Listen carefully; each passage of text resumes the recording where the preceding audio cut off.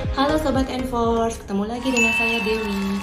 Pada siang hari ini kita belajar bareng yuk mengenai biaya bunga yang bisa dibebankan secara fiskal. Jadi, dikenal dalam dunia bisnis adalah 4 strategi pembiayaan. Apa aja sih? Pertama, pembiayaan ekuitas, yaitu perusahaan menjual saham kepada investor. Yang kedua adalah pembiayaan dari utang, yaitu perusahaan mencari pinjaman ke bank-bank. Yang ketiga adalah pembiayaan internal, yaitu perusahaan memakai sendiri laba yang ditahan atau dia melakukan penjualan aset untuk mendapatkan dana tambahan.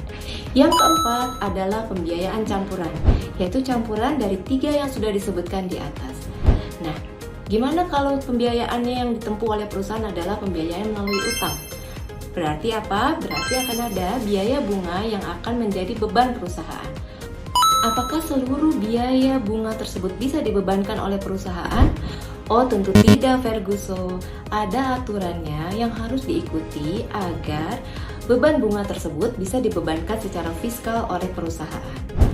Jadi, ada 4 hal krusial yang harus diperhatikan agar biaya bunga tidak dikoreksi pada saat SPT diperiksa. Pertama, deposito.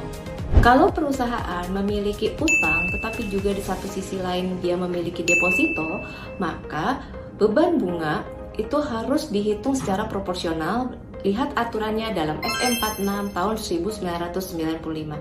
Kenapa? Karena hal ini berkaitan dengan deposito yang memiliki penghasilan bunga yang final. Yang kedua adalah debt to equity ratio atau disingkat DER.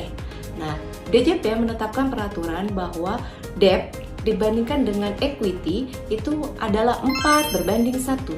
Sehingga apabila debt to equity-nya itu lebih besar dari rasio 4:1, maka otomatis biaya bunga pinjaman akan dikoreksi fiskal oleh pemeriksa sesuai dengan aturan 4:1 tersebut.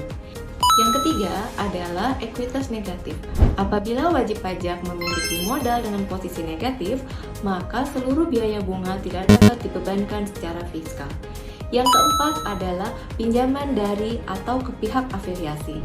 Apabila utang piutang tersebut terjadi antara pihak yang memiliki hubungan istimewa, maka biaya bunga harus dihitung berdasarkan prinsip kewajaran dan kelaziman usaha atau arm's length principle.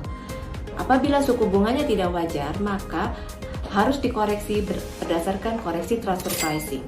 Nah, jadi sahabat Enforce, sebelum biaya bunga dikoreksi oleh account representatif dalam SP2DK atau dikoreksi oleh pemeriksa dalam pemeriksaan, ada baiknya wajib pajak sendiri yang melakukan koreksi tersebut.